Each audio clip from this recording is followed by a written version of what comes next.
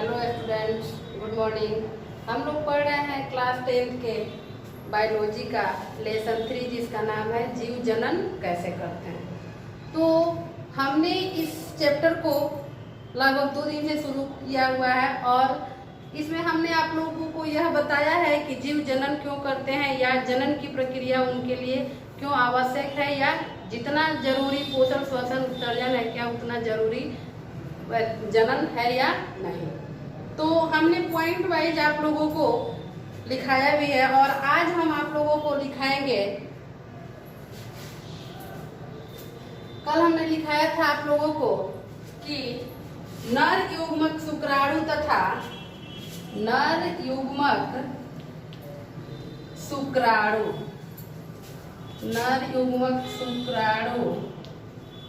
तथा मादा युग्मक अंडाणु के परस्पर संलयन की क्रिया ही क्या कहलाती है? निषेचन कहलाती है। इन दोनों के परस्पर संलयन की क्रिया निषेचन कहलाती है और निषेचन को हम अंग्रेजी में फर्टिलाइजेशन कहते हैं। फर्टिलाइजेशन। और यह कौन सा प्रजनन की क्रिया है? तो यहाँ 2 जीव भाग ले रहे हैं तो यह प्रक्रिया हमेशा क्या होगी? लैंगिक प्रजनन होगी। लैंगिक प्रजनन, क्योंकि हमने आप लोगों को शुरुआत में ही बता दिया था कि जनन की प्रक्रिया मुख्यतः 2 तरह से होती है। सबसे पहला लैंगिक जनन और दूसरा अलैंगिक जनन।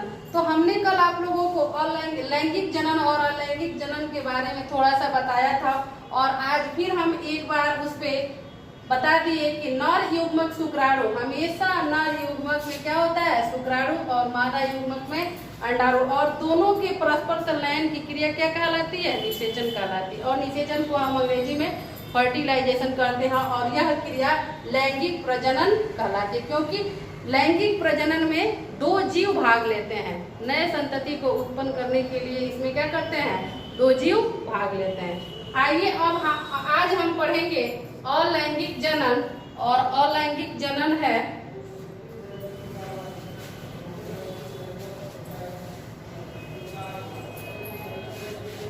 देखिए खंडन विधि में जीवाणु, खंडन विधि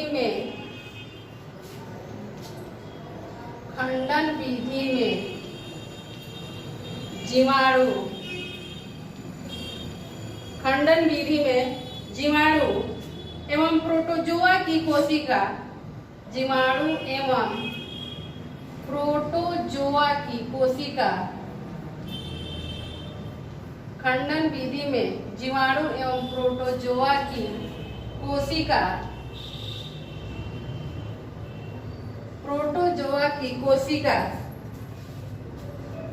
विभाजित होकर 2 या अधिक कोशिका विभाजित माने होता है बांटना, विभाजित होकर 2 या अधिक, विभाजित होकर 2 या अधिक कोशिका का निर्माण, 2 या अधिक संतति कोशिका का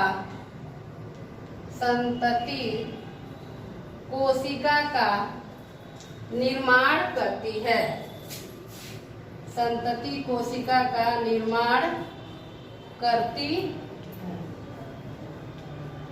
संतति का मतलब हुआ कि नए जीव की उत्पत्ति, और कह रहा है कि यह विधि खंडन विधि जीवाणु एवं प्रोटोजोआ की कोशिका में विभाजित होकर 2 या अधिक संतति कोशिकाओं का निर्माण करती है।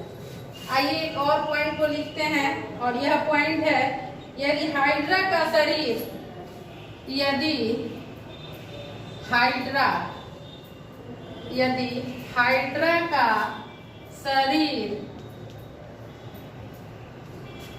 कई टुकड़ों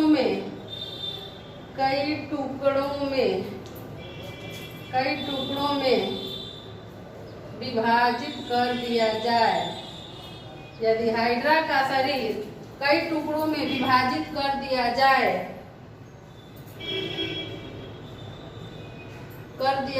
विभाजित कर दिया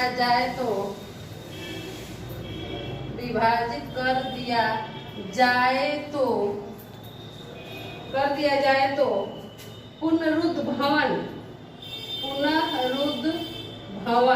इसको अंग्रेजी में हम कहते हैं रीजेनेरेशन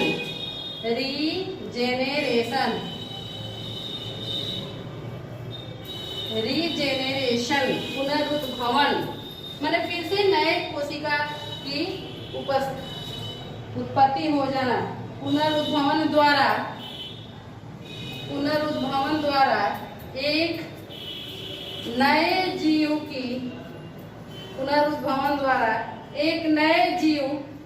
विकसित हो जाते हैं। एक नए जीव विकसित हो जाते हैं।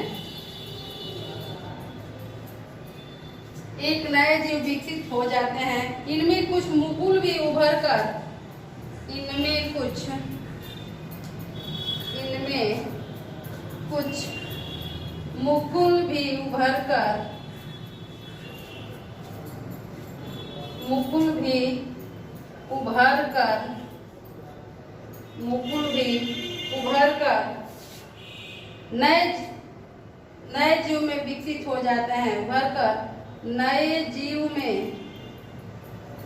नए जीव में विकसित हो जाते हैं। नए जीव में विकसित हो जाते हैं। देखिए कह रहा है कि खंडन विधि में जीवाणु एवं प्रोटोजोआ जो है वह कोशिका विभाजित होकर दो या अधिक नए कोशिकाओं में क्या हो जाती है, बढ़ जाती है। और हाइड्रा जो भी क्या है, जीव है। यदि हाइड्रा का शरीर कई टुकड़ों में विभाजित कर दिया जाए तो रीजेनरेशन की क्रिया के द्वारा जितने टुकड़े उसके हुए रहेंगे सारे टुकड़े में क्या होगा, एक नए जीव की उत्पत्ति हो जाएगी। और उस जीव में मुकुल भी उभर कर, जैसे कोई यह जीव है और उसमें ऐसे मुकुल उभर कर क्या हो जाती है, नए जीव में विकसित हो जाते हैं। तो ये था अलैंगिक जनन की कुछ विधि जिसके द्वारा जीव क्या करते हैं, अपने नए संतति को उत्पन्न करते हैं। और देखिए एक और लास्ट पॉइंट हम दिखाते हैं।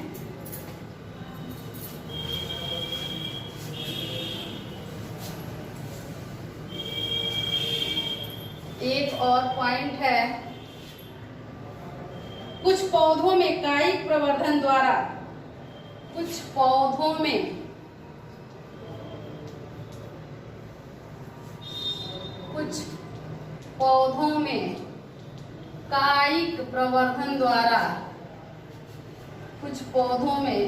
कायिक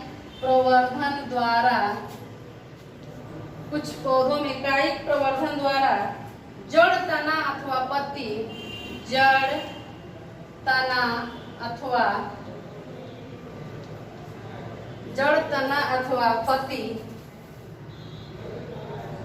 तना अथवा पत्ती से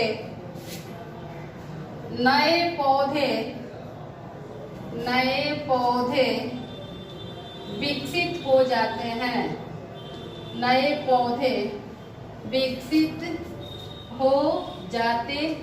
हैं। देखिए कायिक प्रवर्धन भी क्या है, एक जनन की विधि है जो पेड़ पौधों में होती है।